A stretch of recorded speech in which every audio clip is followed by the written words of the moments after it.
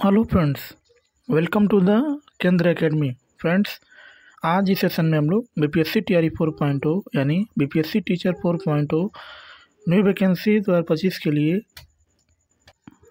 Biology से related यानी जीव विज्ञान से रिलेटेड सभी महत्वपूर्ण प्रश्नों को जो केवल वीवीआईपी क्वेश्चन है उन्हीं को आज इस सेशन में डिस्कस करेंगे।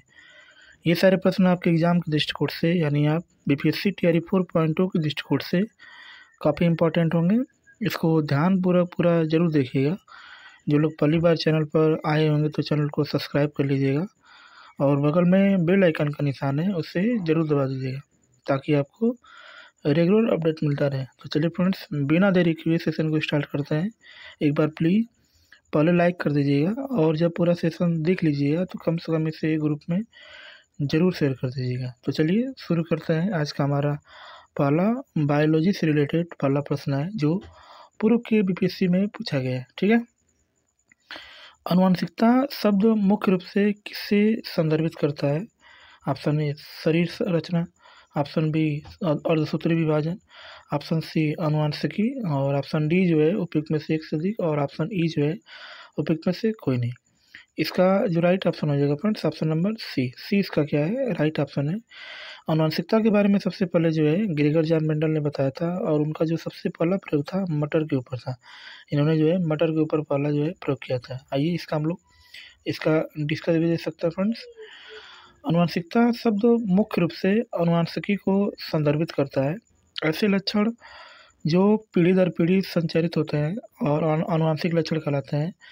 आनुवंशिकता के बारे में सर्वप्रथम जानकारी ग्रेगर जॉन मेंडल ने दी थी, जिस कारण उन्हें आनुवंशिकता का पिता कहा जाता है। अपने प्रयोग होते हुए उन्होंने मटर के पौधे का चयन किया था। तो सबसे पहले उनका जो प्रयोग था मटर के ऊपर था और आनुवंशिकता के जनक को हम लोग क्या बोलते हैं तो ग्रेगर जॉन मेंडल कहते हैं। ठीक है, आगे एक पीढ़ी से दूसरी पीढ़ी में वंशागति के अध्ययन को हम लोग क्या कहते हैं?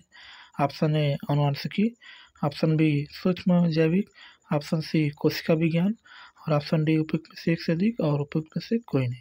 इसका जो राइट ऑप्शन हो जाएगा फ्रेंड्स ऑप्शन नंबर ए इसका क्या है राइट ऑप्शन है। क्योंकि आनुवंशिकी के अंतर्गत हम लोग क्या करते हैं तो एक पीढ़ी से दूसरी पीढ़ी में जो वंशागति जाता है यानी जो लक्षण जाता है वही हमारा क्या कहलाता है आनुवंशिकी कहलाता है। और इसको फ्रेंड्स देख सकते हैं, इसमें रिपीट किया है कुछ प्रश्नों को। ठीक है, एक पीढ़ी से दूसरी पीढ़ी में वंशागति के अध्ययन को आनुवंशिकी कहते हैं। माता पिता से पीढ़ी दर पीढ़ी आसानी से संचरित होने वाले मौलिक गुण आनुवंशिक गुण कहलाते हैं और आनुवंशिक गुणों के संचरण की प्रक्रिया एवं उसके कारणों के अध्ययन को आनुवंशिकी कहा जाता है। ग्रेगर जॉन मेंडल को आनुवंशिकता का क्या बोलता है जनक कहा जाता है। इनको क्या बोलता है हम लोग जनक बोलते हैं। ठीक है, आगे हमारा प्रश्न है डीएनए डबल हेलिक्स संरचना की खोज किसके द्वारा की गई थी? तो जेम्स वाटसन और फ्रांसिस क्रिक, रेजलिन फ्रैंकलिन और मॉरिस विल्क, लिनस पॉलिंग और ग्रेगर मेंडल। तो डीएनए की बात करेंगे तो इसका जो पूरा नाम होता है डीऑक्सीराइबो न्यूक्लिक एसिड होता है और इसके डबल हेलिक्स संरचना के बारे में सबसे पहले वाटसन और क्रिक नामक वैज्ञानिक ने जो सबसे पहले इसके बारे में इसकी संरचना की खोज की थी। इसका नाम क्या है डबल हेलिक्स संरचना। इन्होंने कब खोज किया था तो इसको हम लोग देख सकते हैं फ्रेंड्स 25 अप्रैल 1953 ईस्वी में डीएनए की डबल हेलिक्स संरचना की खोज का श्रेय जीव वैज्ञानिक जेम्स वाटसन और तथा भौतिक विज्ञानी फ्रांसिस क्रिक को दिया गया। इन्होंने मानव जीन युक्त अणुओं का निर्धारण किया था। इन्हें बाद में अपने शोध के लिए मॉरिस विल्सन के साथ नोबेल पुरस्कार भी प्रदान किया गया। यानी खोज करने के बाद इनको जो है कुछ साल बाद जो है इनको नोबेल पुरस्कार से सम्मानित किया गया था। किसके लिए सम्मानित किया गया था? तो डीएनए की डबल हेलिक्स संरचना के लिए जो है इनको सम्मानित किया था। ठीक है, चलिए आगे देखते हैं। चलिए आगे हमारा प्रश्न है कि किसी गुणसूत्र पर जीनों के अपेक्षित स्थिति ज्ञात करने की प्रक्रिया क्या कहलाती है? ऑप्शन ए जीनों का चलना, ऑप्शन बी गुणसूत्र का चलना, ऑप्शन सी जीन मानचित्रण, ऑप्शन डी उपयुक्त में से एक से अधिक और ऑप्शन ई जो उपयुक्त में से कोई नहीं। इसका जो राइट ऑप्शन हो जाएगा फ्रेंड्स ऑप्शन नंबर सी इसका क्या है राइट ऑप्शन है। यानी जब भी जीन क्या करते हैं अपेक्षित स्थिति करते हैं तो उनकी चित्रण को हम लोग क्या बोलते हैं तो जीन मानचित्रण किसको नाम से जाना जाता है। ठीक है, इसका हम लोग डिस्कस भी दे सकते हैं। किसी गुणसूत्र पर जीनों की अपेक्षित स्थिति ज्ञात करने की प्रक्रिया जीन मानचित्रण कहलाती है। इस विधि की सहायता से लक्षणों के लिए उत्तरदायी जीनों को ढूंढा जाता है, जिससे उन्हें जेनेटिक इंजीनियरिंग के कार्यों को में प्रयुक्त किया जा सके। ठीक है, तो इसको हम लोग क्या बोलते हैं, तो जीन मानचित्रण के नाम से इसको जानते हैं। ठीक है, आगे आगे हमारा प्रश्न है कि माता पिता से संतति में लक्षणों के पहुंचने की प्रक्रिया को कहते हैं। ऑप्शन ए रूपांतरण, ऑप्शन बी आनुवंशिकता, ऑप्शन सी जीन, उपयुक्त में से एक से अधिक और उपयुक्त में से कोई नहीं। इसका जो राइट ऑप्शन हो जाएगा फ्रेंड्स, ऑप्शन ए बी जो है इसका क्या है, राइट ऑप्शन है। क्योंकि जो लक्षण होता है अगर एक पीढ़ी से दूसरी पीढ़ी में पहुंच रहा है तो उसको हम लोग क्या बोलते हैं, आनुवंशिकता बोलते हैं, जिसको हम लोग जेनेटिक्स के नाम से इसको जानते हैं, हेरिडिटी इसको बोलते हैं। ठीक है, आगे माता पिता से उनके संतान में लक्षणों के पहुंचने की प्रक्रिया को आनुवंशिकता कहते हैं। वे लक्षण जो जीवधारियों में पीढ़ी दर पीढ़ी संचारित होते हैं आनुवंशिक लक्षण कहलाते हैं, तथा इससे संबंधित विधियों और कारणों के अध्ययन को आनुवंशिकी कहते हैं। आनुवंशिकता के बारे में पहली बार जानकारी ग्रेगर जॉन मेंडल ने दी थी। इन्हें आनुवंशिकता का क्या करते हैं, जनक कहा जाता है। आनुवंशिकता का जनक किसे कहा जाता है, तो उनको ग्रेगर जॉन मेंडल को कहा जाता है। ठीक है, आगे आगे हमारा प्रश्न है, संघ इकाइनोडर्मेटा के लिए क्या सत्य हो सकता है। तो यह त्रिस्तरीय और इन्हें सिलोमिक गुहा होती है। इनमें विशिष्ट जल सवन नाल होता है। और सी ऑप्शन की बात करेंगे तो इसमें इसमें विशिष्ट जल सवन भी हो, यह विशेष रूप से मुक्त जीवित समुद्री जंतु है। उपयुक्त में से एक से अधिक और उपयुक्त में से कोई नहीं। इसका जो राइट ऑप्शन हो जाएगा friends, option number D. D इसका क्या है, राइट ऑप्शन है। यानी उपयुक्त में से एक से अधिक इसका क्या है, राइट ऑप्शन है। इसको हम लोग देख सकते हैं इसका डिस्कस। संघ इकाइनोडर्मेटा समुद्री जीव होते हैं। इनका शरीर गोल, नालवत या तार सदृश त्रिस्तरीय खंड विहीन होता है। इसमें वास्तविक देह गुहा पाई जाती है, जो शिशुअवस्था में द्विपार्श्विक सममित परंतु वयस्क में पंचतीय अरी हो जाती है। वास्तविक देह गुहा रोमाभी पेरिटोनियम द्वारा घिरी तथा अनेक नलिकाओं एवं पात्रों में बटी, जिनसे कि 3 विशिष्ट तंत्र बनते हैं, जल सावन, हिमल और पेरीहिमल। ठीक है ना, इससे क्या बनते हैं, तो 3 विशिष्ट तंत्र बनते हैं। इसलिए इसका राइट ऑप्शन जो क्या हो जाएगा, उपयुक्त में से एक से अधिक इसका राइट ऑप्शन है। ठीक है, आगे प्रकाश संश्लेषण के अध्ययन से संबंधित वनस्पति विज्ञान की क्या शाखा है, यानी इसकी शाखा के अंतर्गत हम लोग बात करेंगे। तो इसमें इसका ऑप्शन ए की बात करेंगे तो इसका जो पहला ऑप्शन है पादप वर्ग की, ऑप्शन बी पारिस्थितिकी, ऑप्शन सी पादप कार्य की और उपयुक्त में से एक से अधिक और उपयुक्त में से कोई नहीं। तो प्रकाश संश्लेषण के अंतर्गत इसको जिसमें जो इसको बांटा गया है उसका जो नाम है उसको हम लोग क्या बोलते हैं, पादप कार्य की इसको नाम से जानते हैं, जिसको प्लांट फिजियोलॉजी के नाम से इसको जानते हैं। ठीक है, इसको हम लोग डिस्कस दे सकते हैं फ्रेंड्स। इसका प्रकाश संश्लेषण के अध्ययन से संबंधित पादप कार्य यानी प्लांट फिजियोलॉजी वनस्पति विज्ञान की शाखा है। पादप कार्य में पौधे में होने वाले विभिन्न प्रकार की जैविक क्रियाओं का अध्ययन किया जाता है। पादप कार्य के जनक हम लोग बोलते हैं क्लाउडे बर्नार्ड को बोलते हैं। क्या बोलते हैं, क्लाउडे बर्नार्ड के बोलते हैं। ठीक है, आगे मृत जीवों के अवघटक हैं। Option A virus, option B जीवाणु, ऑप्शन सी कवक और ऑप्शन डी की बात करेंगे तो उपयुक्त में से एक से अधिक और उपयुक्त में से कोई नहीं। इसका जो राइट ऑप्शन हो जाएगा ऑप्शन नंबर डी। डी इसका क्या है, राइट ऑप्शन है। क्योंकि कवक भी है, जीवाणु भी है और मृतोपजीवी जितने सारे चीज सब इसमें किसमें आते हैं, तो अपघटक कहलाते हैं। ठीक है, इसका हम लोग डिस्कस भी दे सकते हैं। वे सूक्ष्मजीव जो मृत पौधों और जानवरों का अपघटन करके उन्हें सरल यौगिक में परिवर्तित करते हैं, अपघटक कहलाते हैं। जैसे विषाणु, जीवाणु, कवक और प्रोटोजोआ, ये अपघटक के उदाहरण है। अतः इसका जो राइट ऑप्शन हो जाएगा फ्रेंड्स, ऑप्शन नंबर डी, उपयुक्त में से एक से अधिक। ठीक है, आगे लाइकेंस में शैवाल और कवक का रिश्ता पारिस्थितिकी में क्या कहलाता है। ऑप्शन ए स्वभोजिता, ऑप्शन बी आद्य सहयोग, ऑप्शन सी स्वपकारिता, ऑप्शन डी उपयुक्त में से एक से अधिक और ऑप्शन ई जो उपयुक्त में से कोई नहीं। इसका जो राइट ऑप्शन हो जाएगा फ्रेंड्स, ऑप्शन नंबर सी, स्वपकारिता इसको बोलते हैं। जब शैवाल और कवक मिलते हैं तो ना स्वभोजिता के नाम से इसको जानते हैं। सॉरी फ्रेंड्स, इसको क्या बोलते हैं, स्वभोजिता। ठीक है। इसका हम लोग डिस्कस दे सकते हैं। लाइकेंस में शैवाल एवं कवक के बीच की पारिस्थितिकी सहभोजिता कहलाती है। शैवाल उन कवकों को खाते हैं जिनमें क्लोरोफिल वर्णक नहीं होता है। कवक शैवाल की सुरक्षा कर प्रदान करते हैं और तथा जल अवशोषण की सहायता करके उनकी क्या करते हैं, तो सहायता करते हैं। यानी इनके ये जब मिलते हैं तो उनको क्या बोलते हैं, तो सहभोजिता के नाम से उसको जानते हैं। ठीक है। आगे आगे इसका हमारा प्रश्न है कि अलैंगिक जनन मुकुलन द्वारा होता है। ईस्ट में, अमीबा में, प्लाज्मोडियम में और ऑप्शन नंबर डी उपयुक्त में से एक से अधिक और ऑप्शन नंबर ई जो है उपयुक्त में से कोई नहीं। इसका जो राइट ऑप्शन हो जाएगा फ्रेंड्स ऑप्शन नंबर ए, यानी ईस्ट में जो होता है ये क्या होता है, तो अलैंगिक मतलब प्रजनन होता है। इसको हम लोग डिस्कस भी दे सकते हैं फ्रेंड्स। मुकुलन एक प्रकार की अलैंगिक जनन क्रिया है। इस विधि में शरीर का एक छोटा सा उभार बाहर की ओर निकलने लगता है, जैसे मुकुल या बट के नाम से इसको जानते हैं। यह धीरे धीरे बड़ा हो और कर उनका जनक जीव से अलग हो जाता है और इष्ट में यह क्या होता है, तो अलैंगिक जनन मुकुलन द्वारा संपन्न होता है। ठीक है। तो इसमें क्या होता है, तो मुकुलन द्वारा जो है अलैंगिक जनन होता है। ठीक है। आगे आगे हमारा प्रश्न है, कौन से लक्षण किसी पादप को जलोद्भिद बनाते हैं?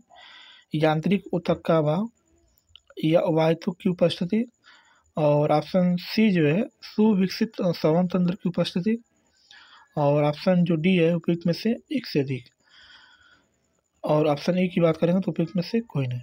इसका जो राइट ऑप्शन हो जाएगा friends option number D. D इसका क्या है, राइट ऑप्शन है। क्यों डी ऑप्शन से, तो इसको हम लोग देख सकते हैं इसका डिस्कस। यांत्रिक ऊतकों की अनुपस्थिति और वायतुक की उपस्थिति में किसी पादप को जलोद्भिद बनाते हैं। यांत्रिक ऊतकों की अनुपस्थिति जलोद्भिद पौधों को जल में तैरने और विकसित होने में मदद करती है। एरोकाइमा जिसको वायुतुक कहते हैं की उपस्थिति जलोद्भिद पौधों में निम्नलिखित कार्य करती है।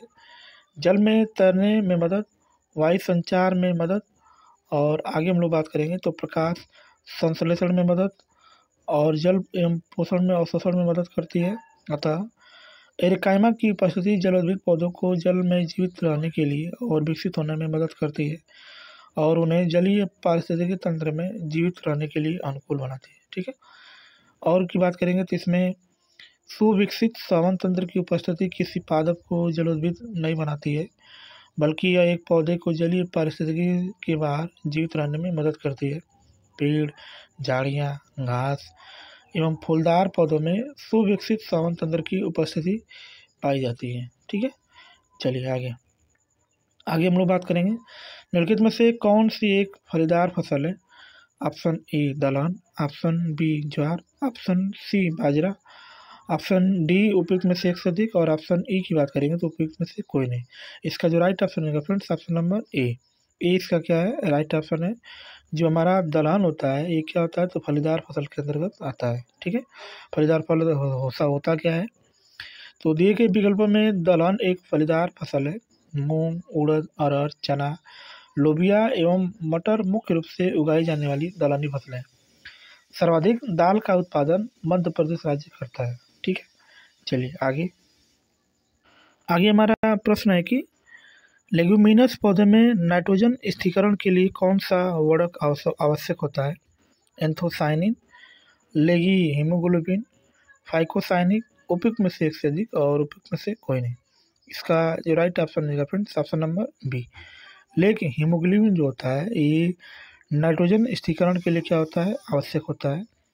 क्यों आवश्यक होता है, तो इसको हम लोग देख सकते हैं फ्रेंड्स। इसका लेग्यूमिनस पौधे में नाइट्रोजन स्थिरीकरण के लिए लेग हीमोग्लोबिन वर्णक आवश्यक है।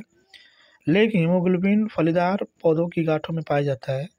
इसके मुख्य कार्य नाइट्रोजन स्थिरीकरण करने वाले बैक्टीरिया नाइट्रोजनस को ऑक्सीजन द्वारा निष्क्रिय होने से ऑक्सीजन की आपूर्ति करता है। इसलिए लेग हीमोग्लोबिन की उपस्थिति में मेजबान पौधे और बैक्टीरियाज के बीच एक अच्छा समन्वय को क्या करती है, दर्शाते हैं। ठीक है। चलिए आगे आगे हमारा प्रश्न है, दुनिया की पहली पादप परागकणों जिन्हें टील या डिबिस कहा जाता है, ये टील या डिबी जीवाश्म हाल ही में किस देश में पाए गए थे? Option A Greece, option B Bharat, option C रूस और ऑप्शन डी चीन। इसका राइट ऑप्शन हो जाएगा रूस में जो है सबसे पहले इसको जो है देखा गया था। ठीक है, इसका हम लोग डिस्कस भी देख सकते हैं फ्रेंड्स। दुनिया के पहले पादप परागकणों में जिन्हें टीलियाडेमी कहा जाता है, ये टीलियाडेमी जीवाश्म रूप में पाए गए थे। टीलियाडेमी ईयरिंग जैसे कीड़े रूस में पाए गए नमूने लगभग 280 मिलियन वर्ष पुराने होने का अनुमान लगाया जाता था, जो पहले से ज्ञात पराग आच्छादित कीड़ों से लगभग 120 मिलियन वर्ष पहले का। ठीक है, चलिए आगे हमारा प्रश्न है कि निम्नलिखित में से गर्म खून किसका होता है? निम्नलिखित में से गर्म खून किस प्राणी का होता है? ऑप्शन ए दादुर, जिसको टोड कहते हैं, मगरमच्छ, मछली, उपयुक्त में से एक से अधिक और उपयुक्त में से कोई नहीं।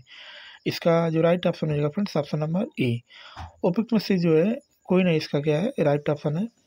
इसमें किसी का जो खून होता है गर्म नहीं होता है। गर्म रक्त वाले जानवर क्या होते हैं? तो बाहरी वातावरण के तापमान में परिवर्तन के बावजूद अपने आंतरिक शरीर के तापमान को बनाए रखते हैं। स्तनधारी एवं पक्षी गर्म रक्त वाले जानवरों के उदाहरण हैं। यानी स्तनधारी और पक्षी किस में आते हैं? तो ये गर्म रक्त वाले में उदाहरण आते हैं। मछली, सरीसृप, उभयचर तथा कीट ठंडे रक्त वाले जानवर के क्या है उदाहरण है। ठीक है, आगे हमारा प्रश्न है कि ऑर्निथोलॉजी अध्ययन है। ऑर्निथोलॉजी के अंतर्गत हम लोग किसका अध्ययन करते हैं? ऑप्शन ए पत्तियों का, ऑप्शन बी हड्डियों का, ऑप्शन सी पक्षियों का, उपयुक्त में से एक से अधिक और उपयुक्त में से कोई नहीं। इसका जो राइट ऑप्शन रहेगा फ्रेंड्स ऑप्शन नंबर सी। इसका क्या है राइट ऑप्शन है, क्योंकि ऑर्निथोलॉजी के अंतर्गत हम लोग जिसका अध्ययन करते हैं उसका नाम क्या है? तो पक्षी। ठीक है, आगे इसका हम लोग डिस्कस भी दे सकते हैं फ्रेंड्स। ऑर्निथोलॉजी जंतु विज्ञान की एक शाखा है जो पक्षियों के अध्ययन से संबंधित है। ऑर्निथोलॉजी शब्द दो ग्रीक शब्दों से बना है, और निस यानी पक्षी और लॉजी का मतलब होता है सिद्धांत। यह पक्षियों के सभी पहलुओं जैसे कि शरीर के आकार, उपस्थिति, निवास स्थान, प्रवास स्वरूप, संयोग व्यवहार, आवाज़, नकल करने की क्षमता आदि के वैज्ञानिक अध्ययन से संबंधित है। ठीक है, आगे की बात करेंगे। आगे इसका हमारा प्रश्न है कि खाद्य श्रृंखला में कीटभक्षी पौधों के पौष्टिक स्तर का नाम क्या है? तो प्राथमिक उपभोक्ता, द्वितीयक उपभोक्ता, उत्पादक और उपयुक्त में से एक से अधिक और उपयुक्त में से कोई नहीं। इसका जो राइट ऑप्शन हो जाएगा friends option number A.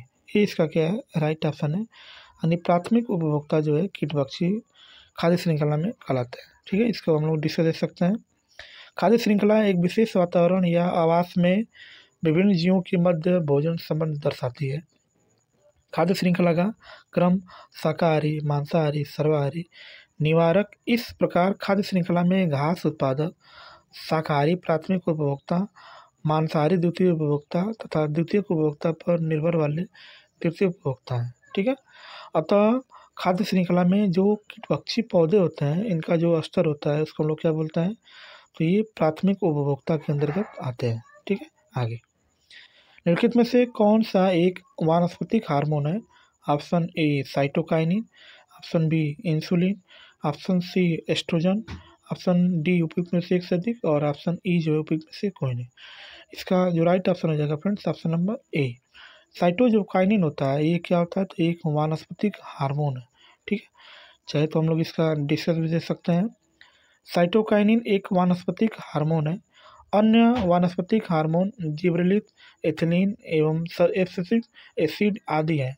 Insulin एवं एस्ट्रोजन एक पशु हार्मोन है। तो ठीक है, तो इंसुलिन और एस्ट्रोजन क्या है? एक पशु हार्मोन है। बाकी जो हमने बताया था ये क्या है? तो वानस्पतिक हार्मोन है। ठीक है, वृक्ष की जड़ों को मृदा से पानी कैसे मिलता है? आर्द्रता जल, बंधा जल, कोशिका जल, उपयुक्त में से एक से अधिक और उपयुक्त में से कोई नहीं। इसका जो राइट ऑप्शन होगा फ्रेंड्स ऑप्शन नंबर सी, यानी कोशिका जल के माध्यम से क्या करता है? तो इनको जो है पानी प्राप्त होता है। ठीक है, इसका हम लोग डिस्कस भी दे सकते हैं। कोशिका क्रिया के द्वारा वृक्षों की जड़ें मृदा से जल प्राप्त करते हैं। इस जल को कोशिका जल के नाम से इसको जानते हैं। ठीक है, तो चलिए फ्रेंड्स आज के लिए इतना ही। यदि चैनल पर पहली बार आए होंगे तो चैनल को सब्सक्राइब कर लीजिएगा, बेल आइकन को दबा दीजिएगा और अपने दोस्तों को शेयर कर दीजिएगा ताकि आपको नई से ही रेगुलर अपडेट मिलता रहे। तो मिलते हैं नेक्स्ट क्लास में, तब तक के लिए बाय और जय हिंद फ्रेंड्स।